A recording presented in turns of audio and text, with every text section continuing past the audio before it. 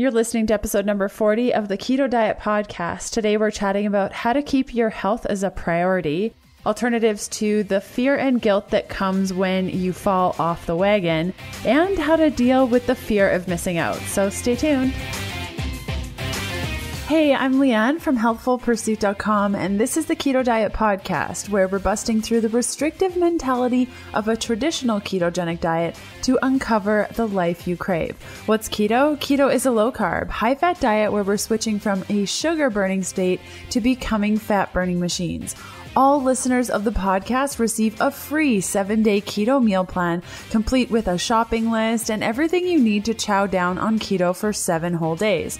Download your free copy at healthfulpursuit.com/keto meal. The link will also be in the show notes for today's episode. Perfect if your daily keto meals have become a bit lackluster, if you're new to keto and a bit lost when it comes to eating what and how much, or thrive on being guided on what to do and when to do it. Again, that's healthfulpursuit.com/keto meal. Let's get this party started.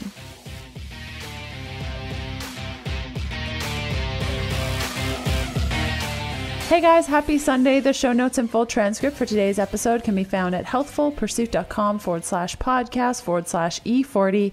The transcript is added to the post about 3 to 5 days following the initial air date of this episode. So if you head on over to healthfulpursuit.com/podcast/E40, we'll include all of the resources and links that our guest and I chat about today. Let's hear from one of our awesome partners. The show is partnered up with Paleo Valley, the makers of the only 100% grass-fed and finished fermented beef stick. Each stick contains 1 billion probiotic CFUs. We all know how important fermented foods are to the health of our gut and the strength of our immune system, especially during cold and flu season, as well as boosting our energy throughout the winter months. Chowing down on Paleo Valley's fermented beef sticks provides your body with all of the beneficial bacteria it loves in one convenient little beef stick. Their gut-friendly sticks are gluten-free, soy-free, dairy-free, GMO-free, freaky chemical additive, dye, and preservative-free, as well as being 100% free from carbs and sugar, and made with the highest quality ingredients. Exclusive to listeners of the show, receive instant savings of 20% off Paleo Valley fermented beef stick snacks by going to paleovalley.com/keto. And if your jaw is just tired thinking about beef jerky, it's worth noting that these tasty treats are not tough at all, but moist with a little snap. The summer sausage flavor even tastes like those hickory summer sausages, but without the gunk. Seriously delicious. Again, that's paleovalley.com/keto for an instant 20% off savings.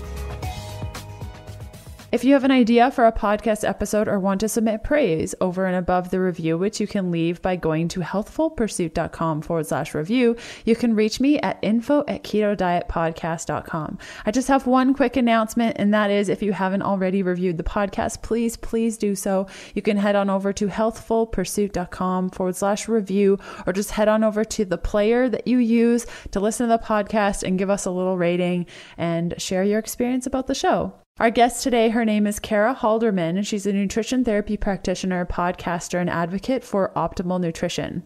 As a kid, she was fed the standard American diet, resulting in persistent illnesses and chronic antibiotic use. Getting older, problems escalated as she had to leave university and her dream of becoming a chemical engineer at the age of 19 to dedicate herself to healing from several duodenal ulcers and years of malnutrition. After adopting a paleo template, her life took a complete 180, and her passion resides in educating young women about the importance of proper nutrition through social media, her practice, and podcast Low Carb Conversations. Podcast today with Kara was so great. I always enjoy chatting with her, and we always have a good time. I hope you have a good time listening to the recording as well. We covered a lot of ground, and I think the main takeaway here is that food is just food. And I think we put a lot of power into the food that we do or do not eat. And we put a lot of possession in the things that don't necessarily require possession. And we can kind of make ourselves crazy over obsessing over health almost too much. So there's a fine line, and Kara and I dance on the edge of that line to try to determine how to figure out what foods make you feel good, how to set up non-negotiable foods without creating binge tendency toward foods that you quote unquote shouldn't have. So I think overall, hopefully you'll leave this episode feeling better about your choices and feeling like you are provided with tips and strategies to overcome those feelings of, when you get quote unquote off track, that you can kind of look at things in a different way, boost up your mental clarity as well as your attitude toward things, and hit the ground running. So without further ado, let's cut over to the interview. Hey, Kara, how's it going? Hey, Leanne, it's going good. I just woke up a couple hours ago, so feeling fresh and ready for the podcast today. Wide-eyed and bushy-tailed, ready to party. Oh, yeah. I'm so ready. I've never heard that. I like that. Really? It's because I'm old. We were just talking about this. The difference of years. I was telling you, you're not old. Not old at all.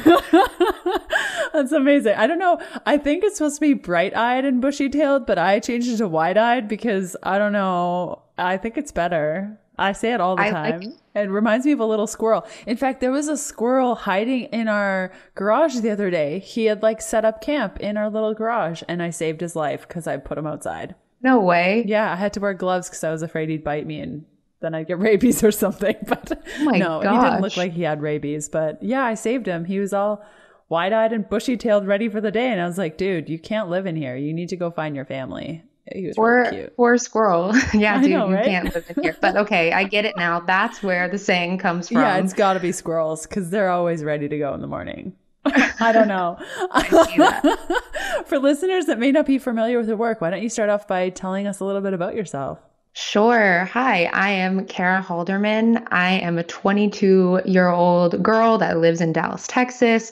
Well, I'm really just from all over Texas. For some reason, I've lived in Dallas, Houston, Austin, Beaumont, everywhere.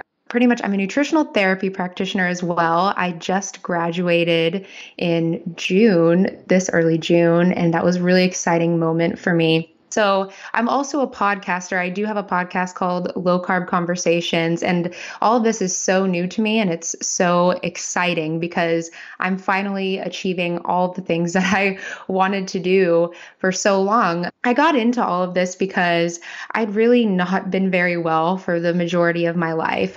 My parents and I kind of joke around that I was sick from the womb because as a baby, I constantly had fevers. I was not breastfed, and I was fed a bunch of formula, and I always had stomach problems, always throwing up formula, throwing up food, couldn't keep anything down, constantly sick. And this just kind of manifested throughout my life.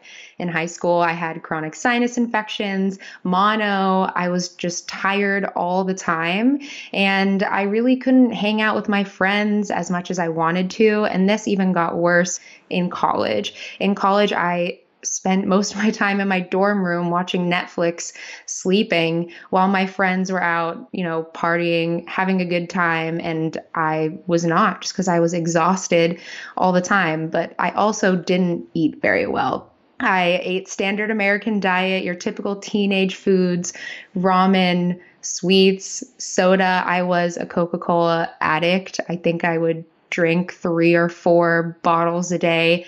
That maybe, I don't know, I think that's a lot, but I hear people are drinking more now, which is scary. But I never had a good grasp on nutrition, and I never really planned to either. But in college one day, I just kind of woke up and I couldn't stomach food anymore. It was very random and sporadic. I ate a Laura bar one day because I thought those were super healthy, and they are good choices, better choices. But I ate a Laura bar one day. I felt so nauseous and so sick, and I couldn't keep it down. And then ever since that moment, I could not keep any more food down. It was very bizarre.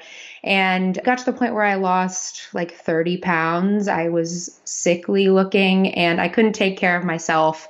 I was having a lot of anxiety and more sinus infections, and my immune system had just completely blown up. And I had to drop out of college. I was going for chemical engineering, but I had to drop out of school and I had to move back home, back in with my parents, and get a bunch of testing done and figure out what was going on. And this was really devastating to me. As a 19-year-old college girl, I just wanted to fit in. I just wanted to be normal. I just wanted to have fun, and I couldn't do that. I was stuck at home with no friends, just constantly worried about my health, and no 19 or 20-year-old should have to be in that position. And I finally figured out, after seeing a bunch of doctors, I had like 30 duodenal ulcers, which is in the small intestine.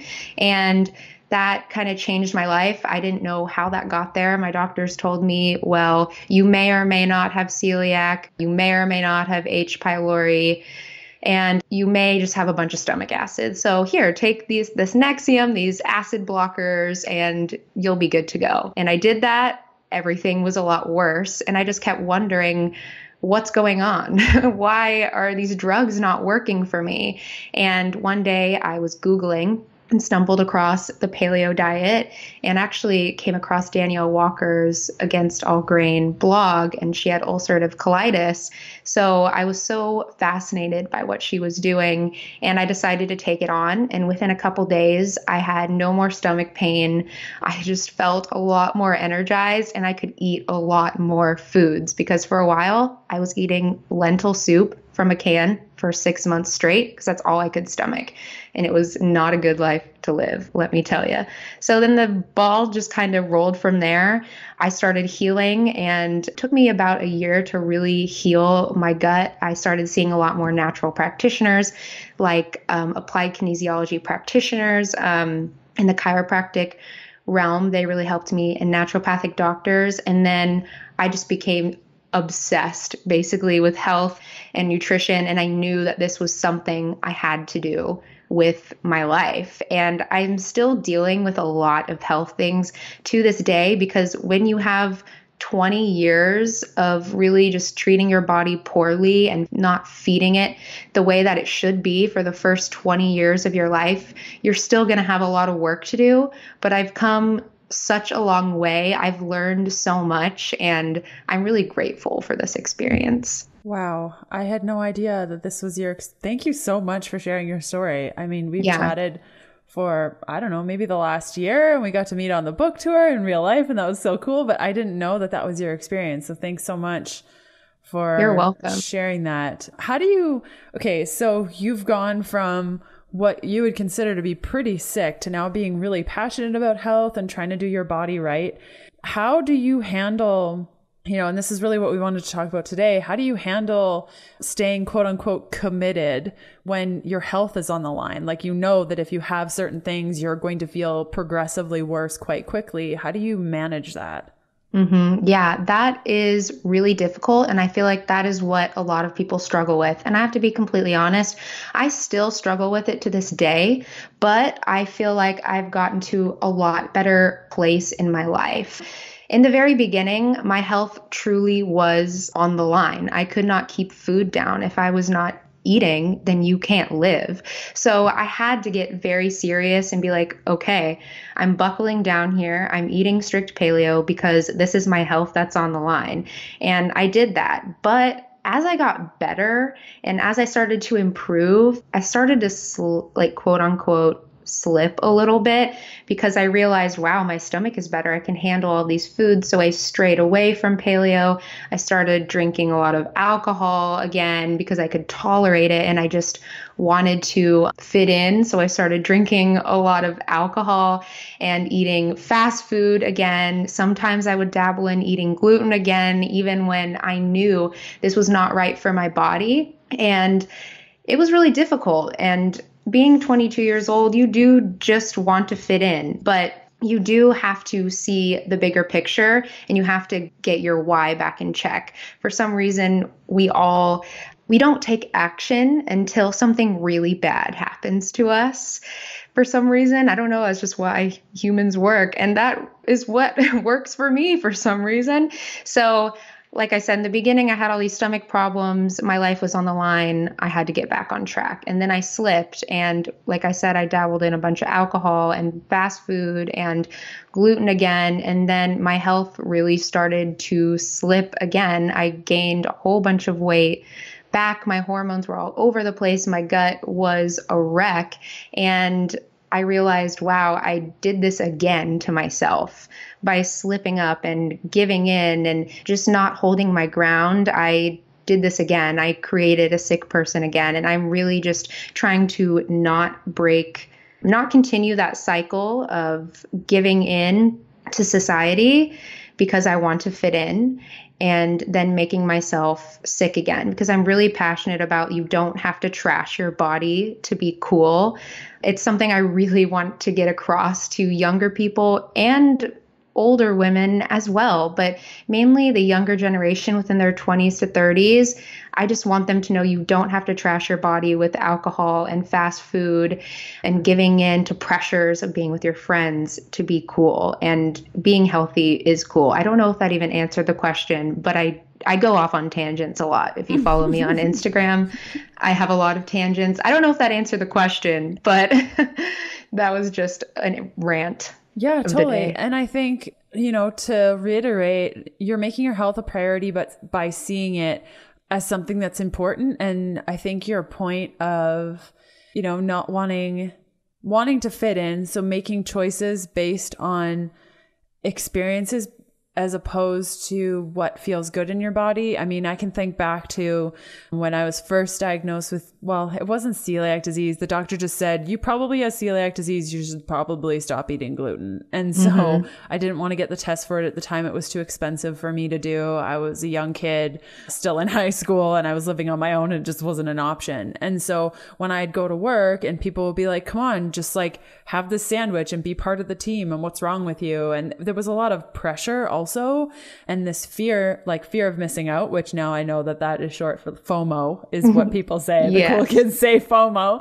And there's this huge culture around, especially I find when I was meeting with clients, Texas, I don't know, like all my clients in Texas, I don't know what it was. They said like work culture there was just really hard to not have the foods that are quote unquote bad for your body. And there's so much pressure of, it's almost like this unsaid thing of just like you eat with the team and you go out and you eat what everyone else is eating. And then people won't even say that you're a freak or anything if you're eating different, but you don't want to do it because you're afraid that you might not get that promotion or that people will think that you're weird. So there's so much culture around the fact that you just eat what everyone else is eating and that you have this fear around handling that in a way that feels right to you.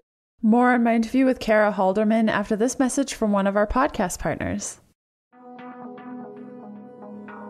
I love being Canadian, the home of the true North Strong and free, but gosh, I'm pretty jealous of you all in the US because you get access to Thrive Market while I'm stuck with limited access to the abundance of health foods that you all know and love. We have 14-day shipping and everything's really expensive, and forget about free shipping. That's always out of the question. For all of my pals south of the border, my friends at Thrive Market are offering you 35% off your first box of groceries plus free shipping and a 30-day trial so you can reorder your favorites a couple of weeks down the road.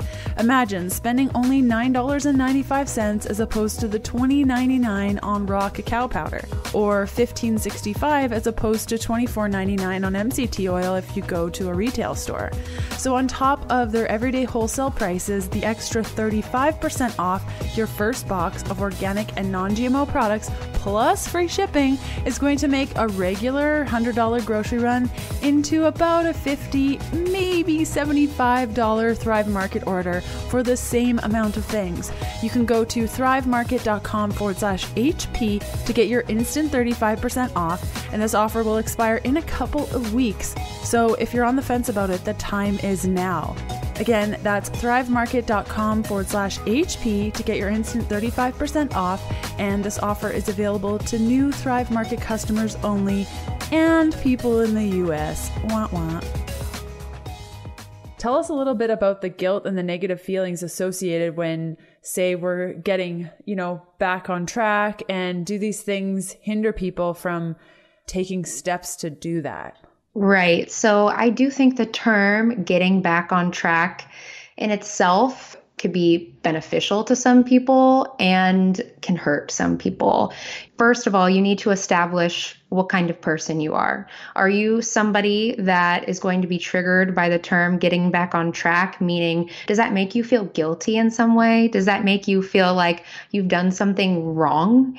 That's really important to establish. And if the answer is no, if you're like, nope, that just means that I'm improving my health, I'm getting back on track, then great, go for it. Start getting back on track, start eating healthier. But if you're somebody that starts to feel, like I said, a little bit guilty from saying, oh, this starts tomorrow, or I'm getting back on track tomorrow, I think it's really important to dig a little bit deeper as to why you have those feelings of guilt around the term getting back on track. And I think getting back on track really should start in the mind and not in the stomach. You have to address if you are mentally prepared to even, quote unquote, like get back on track with a diet. Because to me, from my personal experience, getting back on track really feeds into the diet culture and diet reality.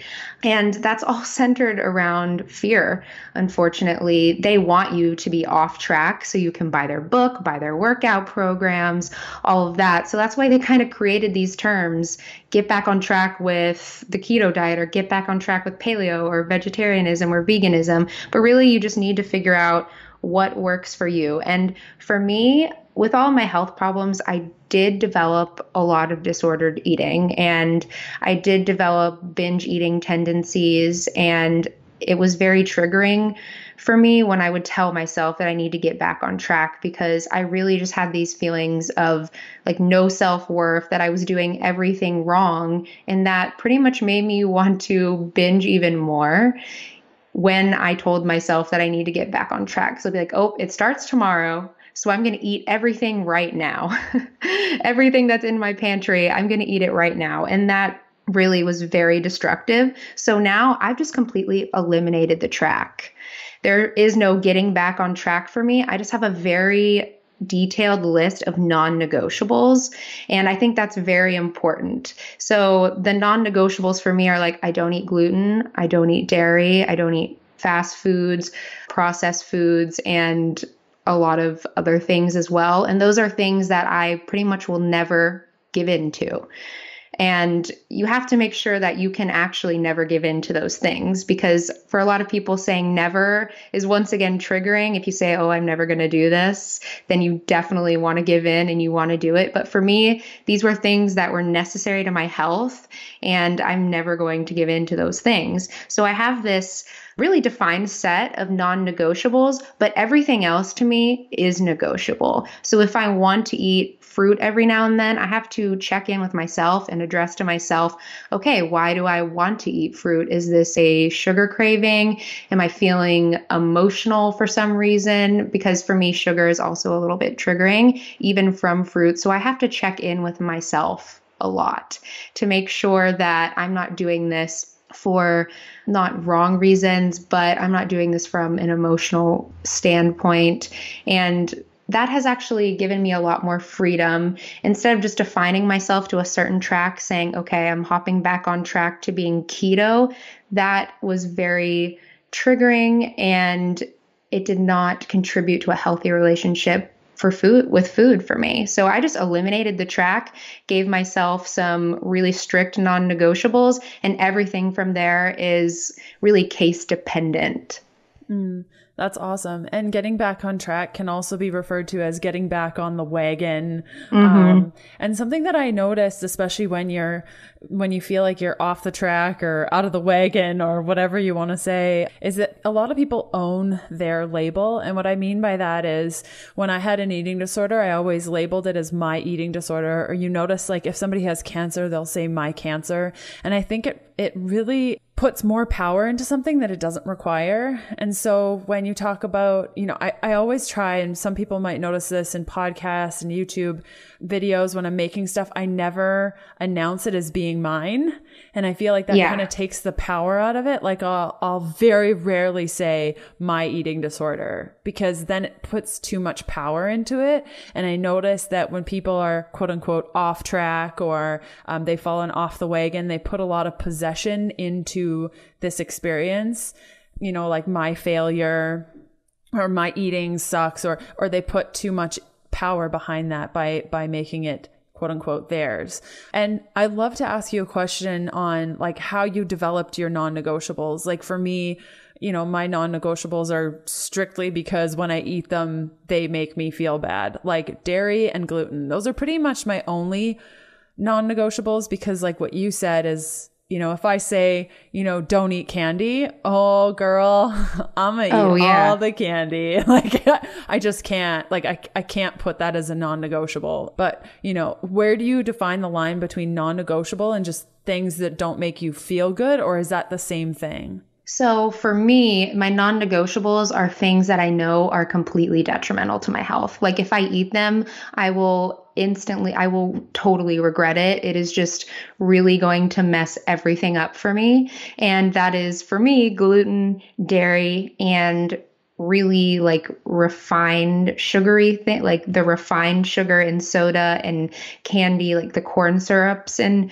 stuff like that. Those are my total non-negotiables, because I know if I eat them, I will go absolutely crazy, like mentally, physically. It's just not pretty for me or for anybody else.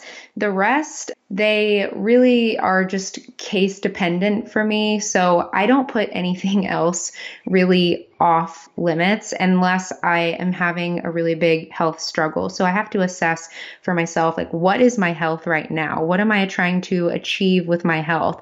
I never ask myself this question around weight either, because my weight has changed a lot throughout my life with fluctuating hormones and these stomach issues as well. So I don't want to address weight anymore, but I ask myself, what is my health at? And if it's good, then I can really just live my life within my means of negotiables. So I have my non-negotiables of the gluten, dairy, and refined sugar. But if I'm feeling okay, then I can have pretty much everything else as long as I check in and it works for me at that moment. But if my health is not so good, like right now, I'm dealing with a lot of different hormonal struggles, and I've actually dealt with these my whole life, but they're just finally coming into the light for me that they are hormonal based struggles and health symptoms. So I have to check in and be like, my health right now is not very good. So what can I eat that's really going to improve that?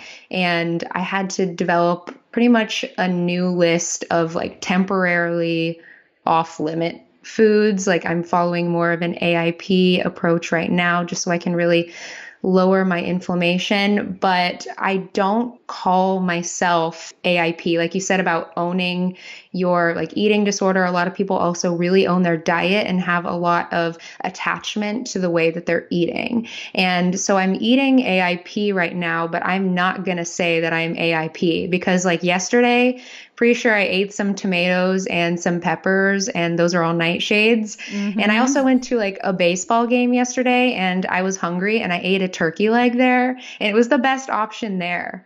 Like, but I'm not going to beat myself up about it, because I'm not defining myself as AIP. I felt fine. I was going to eat it. I checked in with myself, made sure that that was okay. I wasn't just eating from an emotional standpoint, which part of it was because I did want to fit in, but it was something I was willing to compromise on because it was a turkey leg and not like popcorn or soda or cotton candy or whatever. So it's really about making choices that are going to improve your emotional and your physical well-being. It's about constantly really just checking in with yourself and reassuring that that is the right decision for you at that moment. Yes. More on my interview with Kara Halderman after this message from one of our podcast partners. The podcast is partnered with Wolf Clinic Royal Flora, my choice in soil-based probiotics. Soil-based probiotics are a fabulously effective approach to repopulating the gut.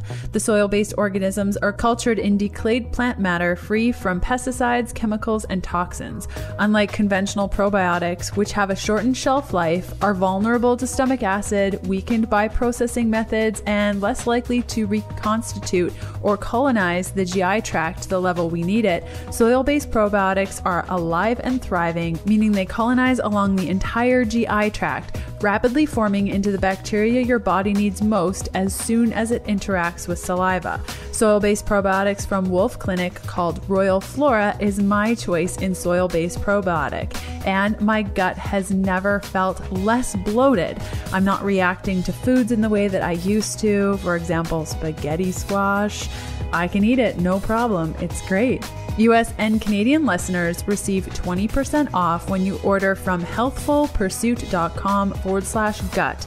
Use the coupon code GUT, all in caps, no spaces, for the 20% discount to be applied to your order. So we're human. And I mean, I've done this oodles of times where say you're at that event and there's, I don't know, popcorn and hot dogs and cotton candy and everyone's eating it, and you have this fear of missing out and you end up eating all the things and going completely quote unquote off the rails. What do you do? How do you, I know what I do in those circumstances, but I'd love to ask you, I mean, this stuff happens. How do you recenter yourself and get focused and align yourself with your values without beating yourself up over everything? Yeah, so this was something that I recently just kind of learned how to deal with, because I would be that person. I mean, we all do it. We'll go to an event and we say, okay, I'm sticking to my diet. I am not eating gluten at this party or at the fair or whatever tonight. And then you go there and you eat all the things and you kind of feel like crap about yourself. And I used to be that person to a T, and I would beat myself up about it. And really, because I beat myself up about it, it would then lead into another week of binging on all of those things. So really beating yourself up about it and feeling guilty about all of those things really leads into more negative behaviors. So what I've really learned how to do is I hate saying love yourself, blah, blah, blah, because people want they want to know how you can love yourself and how you can take steps towards building that healthy relationship with food. But even if you do eat all of those things, I just constantly reassure myself that everything is going to be fine. I take some time out the next day to do some self-care. I'll go for a long walk. I'll do meditation. I will listen to my favorite podcasts, and I remind myself that I'm already on track. I really do believe that there is a bigger plan outside of your diet. And even if you do quote unquote go off track of your diet, that is a part of your bigger track. That's a part of your bigger plan. And you just need to have faith. And I think a lot of people are missing faith, whether not necessarily religious faith, but just having faith in a bigger plan, having faith that everything will be okay. We're so caught up in the moment and how everything is going to make us feel that if you mess up, you feel so awful about yourself.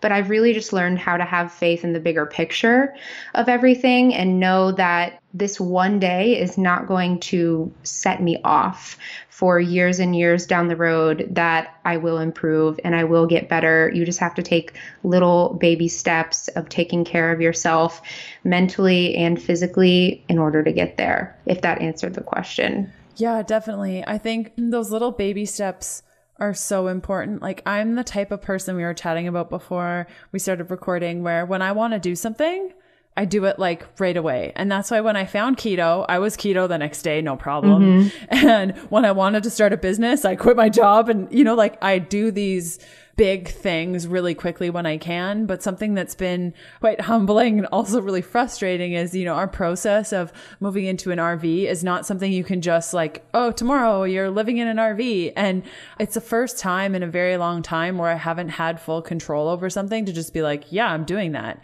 And I think for people that, my progression of health happened quite naturally over time. And it was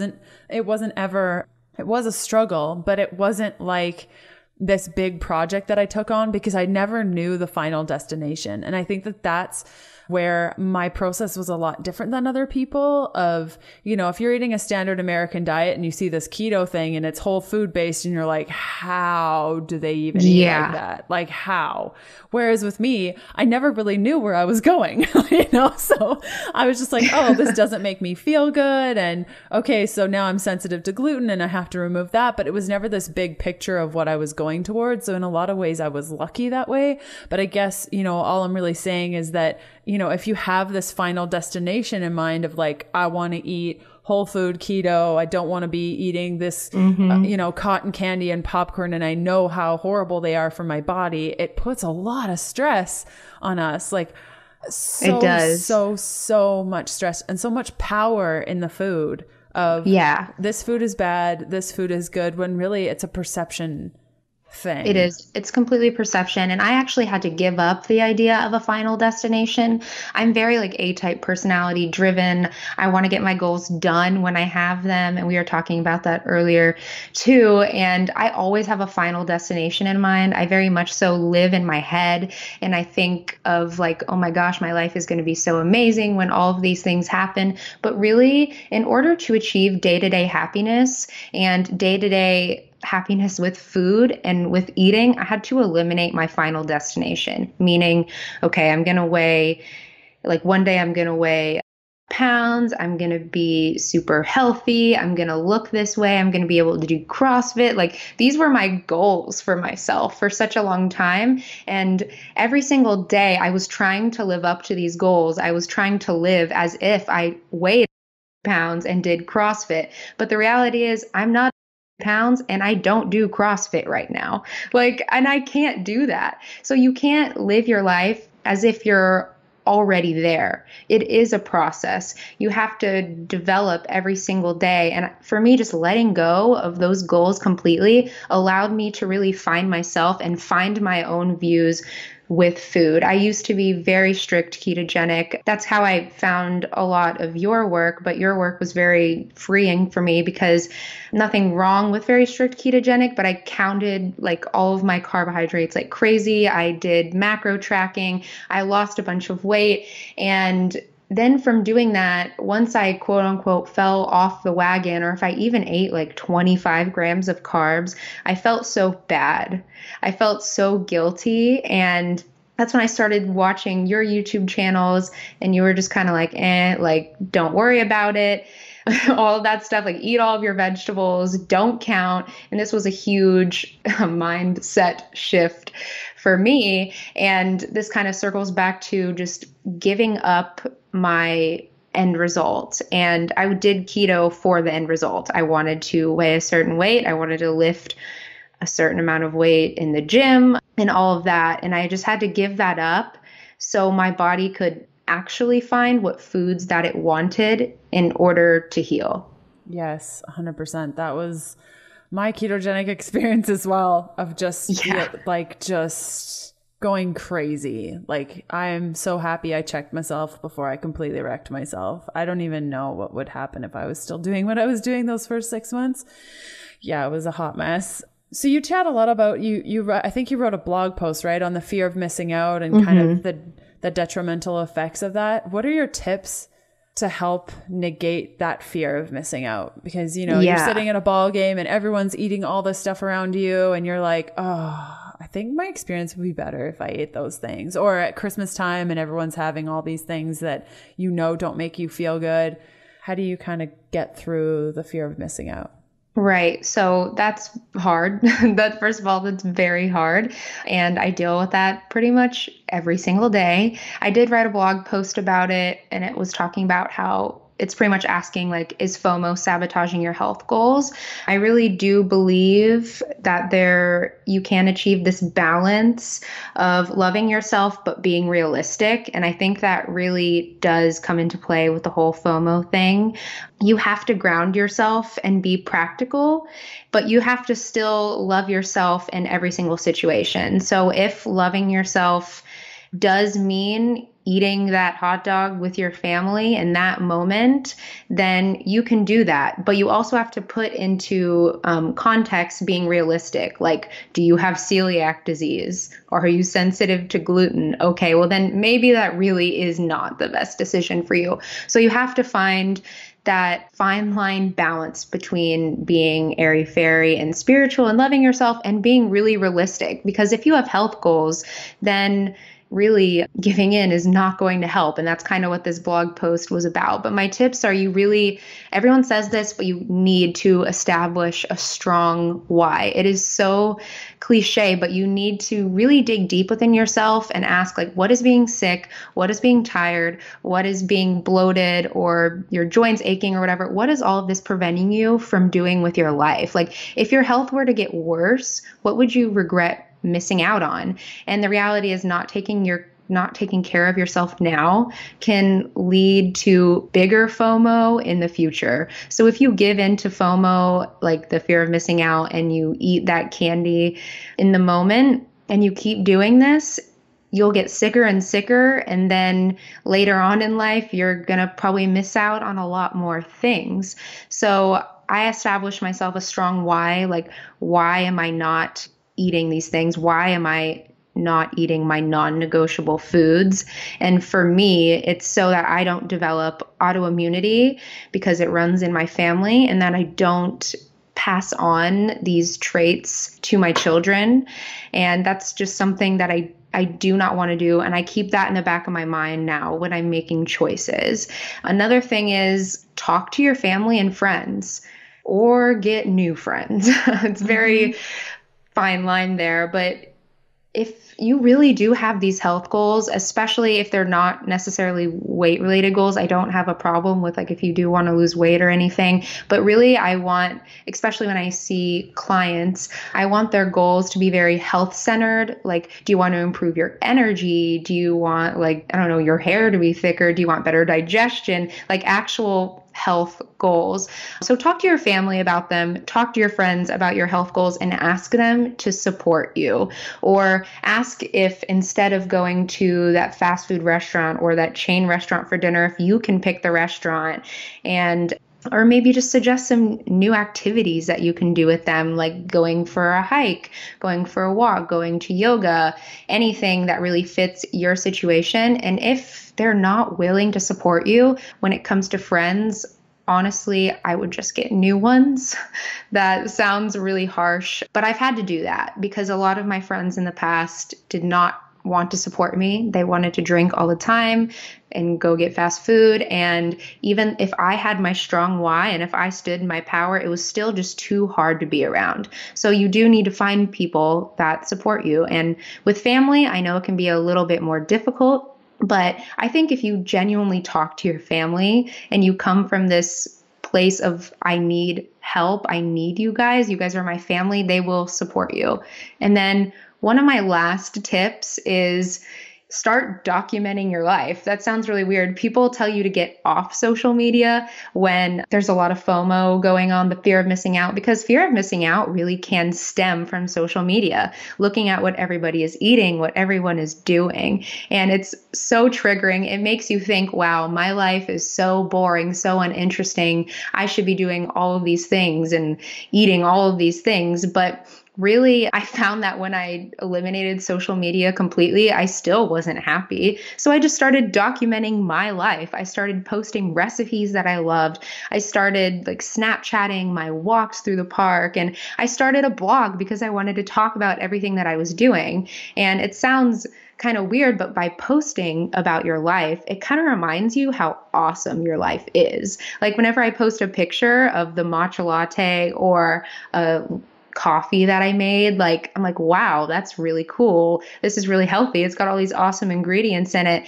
And you have no choice but to just relive that moment all over again and feel really grateful for everything that you're experiencing. So by posting, you're kind of just motivating yourself to do more things that you love and eat those foods that make you feel better and just be an overall better person. I mean, of course, social media has some of its downfalls and we can obsess about it, but I'm on there moderately and I just post when I want to post. And it really keeps me motivated just to keep doing things that make me feel good. So I don't recommend just eliminating it altogether. Just start an Instagram, start a blog, do something that motivates you and makes you feel good. That's, you know what? I've never had anyone ever say that. And I think that that's such an interesting way of going about it. And here I am thinking, you know, my blog used to be a very personal blog. I used to blog once a day. I don't even know how that was a thing. Like I had a full-time job and I took pictures of everything and I posted it.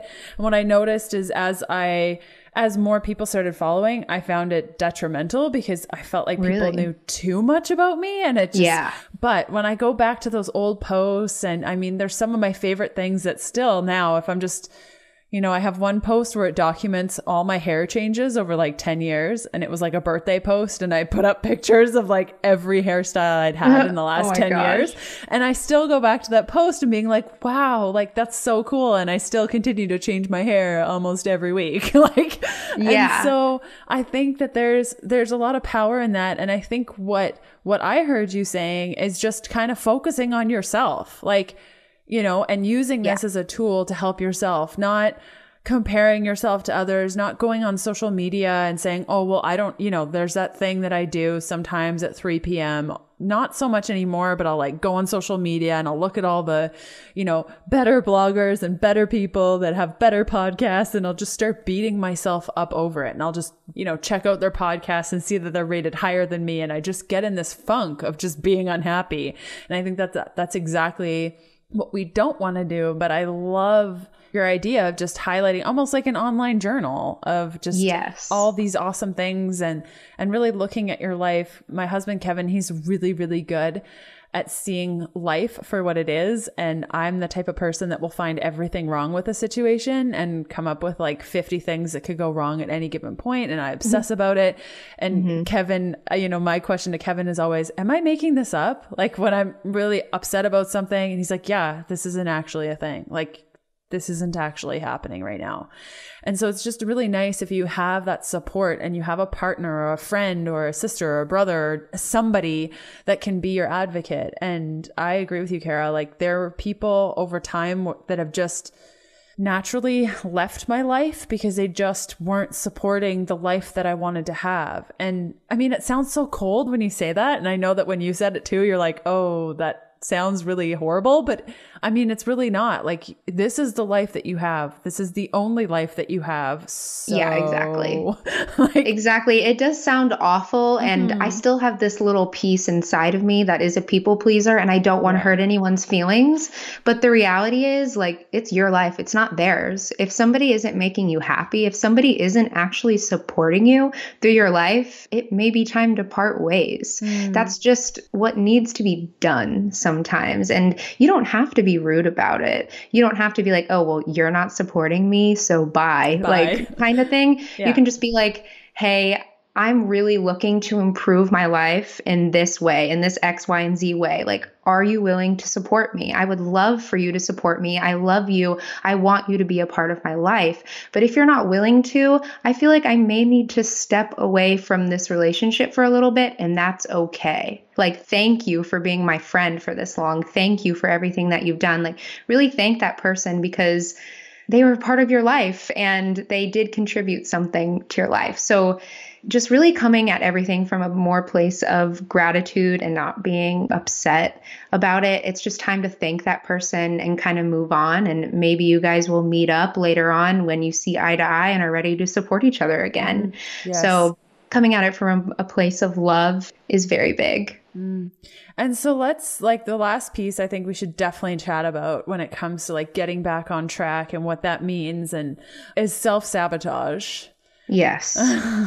Because usually when things are going really, really, really, really well and things are like rolling along and things are happy and probably that day you were snapping on your way to work and then all of a sudden this like switch goes off and you find yourself in your car at noon. You've just left the KFC drive-thru and you're stuffing your face with gluten and stuff. Like all of the things. Why? Why?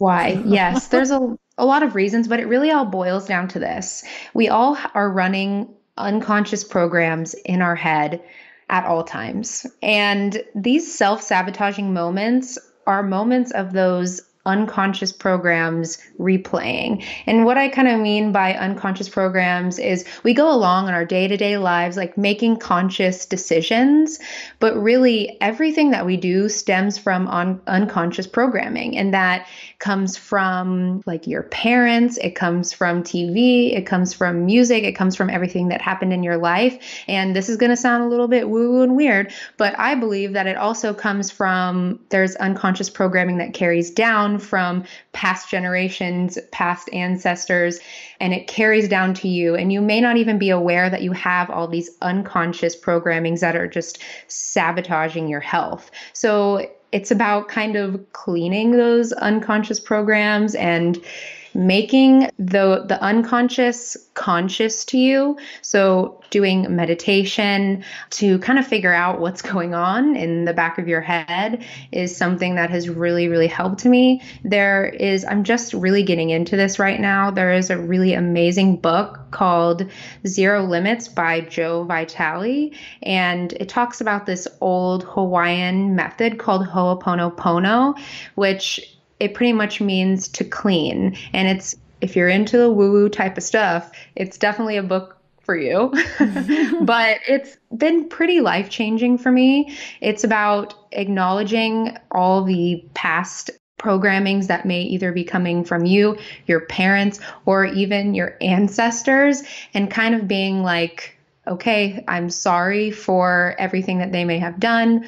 And thank you for these programmings. And it's like telling yourself that over and over again, like, I'm sorry and I love you, please forgive me, over and over again, and clearing these subconscious programmings. It's very hard to explain because it's a crazy phenomenon. It's an old Hawaiian tradition. But I think at the root of all this self-sabotage, it's just things that are going on unconsciously in our head that we haven't become consciously aware of. And it's about bringing that into the light and realizing why you're doing things to yourself, essentially. That is really cool. That's something my dad is really into. He talks about it at length with me, and it's all like garbly goop that I don't totally understand. But basically, he tells me, like, he's read it's so hard to understand. But when he starts talking about it, he gets so passionate about it and he makes sense. But I couldn't even repeat something about, like, you know, for example, I am the 6th generation in our family of women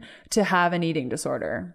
You know, like, how does that happen? Mm-hmm. How is that? I mean, I see it very much as a mental disability of just like, there's something there. Like, my mom had it, my grandma had it, her mom had it, like, that is messed up. So, you know, when my dad talks about this stuff and he kind of goes into it, I mean, you know, if you really like the woo-woo stuff, you can totally go down that realm. And it's quite interesting to see, you know, like an eating disorder necessarily, you know, they wouldn't say, as far as I know, wouldn't say that it's, you know, determined by your genes.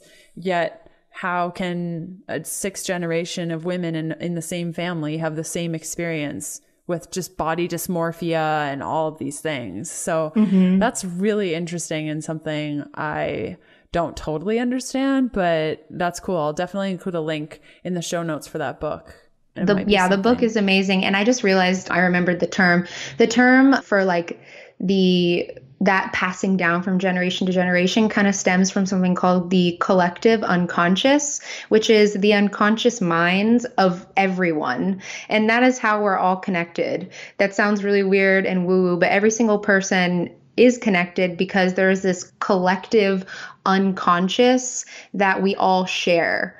Like, it's so interesting to talk about, and it sounds really weird when you start talking about it, but we all share this collective unconscious, and we're continuously like passing it down to each other, especially within families. And if you don't clear that, it's just going to keep passing from generation to generation. And yes, the book was called Zero Limits by Joe Vitale, and he is crazy awesome. It's a really great totally book. Include the link in the show notes. And that collective unconscious, I think of it as like a string of Christmas lights, and every light is, a person. And, when it's on the Christmas tree, you don't totally see the cables, you just see the lights, but they're all connected, and they all, like, if one burns out, at least, when I was little and it wasn't like LED lights, if one burns out, the entire string goes down. So I really like using that to kind of imagine that. That's totally my dad's doing. Yeah, that's an awesome analogy. Right? I'm so jealous of people that can just come up with these really great analogies, because I have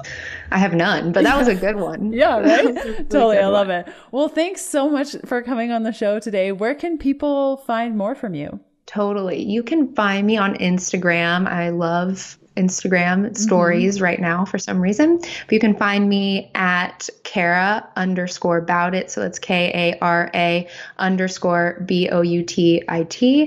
You can also find me on karaboutit.com and the Low Carb Conversations podcast. Me and my co-host, Leah Williamson. She's from Australia. She's also a nutritional therapy practitioner. We actually took over, he gifted it to us. Jimmy Moore gifted us his Low Carb Conversations podcast to carry on kind of in tradition, because he wanted to move on and do some bigger and better things. And yeah, he handpicked myself and my co-host Leah to carry on the podcast. And this has been just such a life-changing experience for the both of us. And we talk about health headlines and articles, and we have on a bunch of different guests. Like we had Leanne, of course, on our show. And it's a really fun podcast, just a bunch of people chatting about health. So you can search the Low Carb Conversations podcast. You can go to my website, careaboutit.com, find me on Instagram, and all of that good jazz. Cool. I'll include a link to your show in the show notes, because you guys are awesome. So thanks again for coming on the podcast today. And the show notes and full transcript for today's episode can be found at healthfulpursuit.com/podcast/E40. The transcript is added to the post about 3 to 5 days following the initial air date of this episode. Thanks again, Kara. Thank you.